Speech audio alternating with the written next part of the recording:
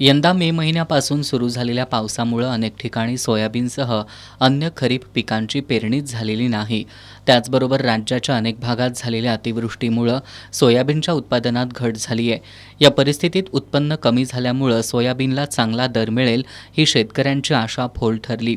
एकीकडे सरकार सोयाबीनला प्रति क्विंटल 5,328 रुपये हमीभाव जाहीर केल्याचं सांगत शेतकऱ्यांवर उपकार केल्याचे आविर्भावात आहे, पण प्रत्यक्षात खुल्या बाजारात शेतकऱ्याला 4,000 रुपयांच्या आतच दर मिळतोय।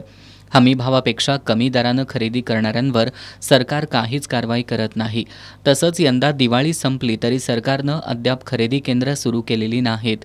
त्यामुळे सोयाबीन साठवणुकीची सोय नसलेले शेतकरी नाईलाजानं व्यापारी म्हणतील त्या दरात सोयाबीनची विक्री करून क्विंटल मागं 1,000 ते 1,500 रुपयांचं नुकसान सहन करतायत। आपल्या शेतकऱ्यांनी सोयाबीन लावून एवढं वाईट परिस्थिती झालेली आहे।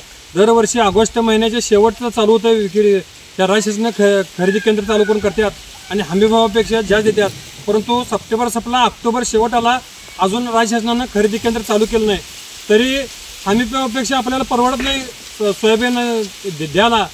राज्य शासनानं खरेदी केंद्र चालू करून हमीभावापेक्षा जास्त दर करून लवकरात लवकर खरेदी केंद्र चालू करावं आणि शेतकऱ्यांनी दिलासा द्यावा, नाहीतर आम्हाला लोकशाहीप्रमाणे आंदोलन करायची वेळ येईल।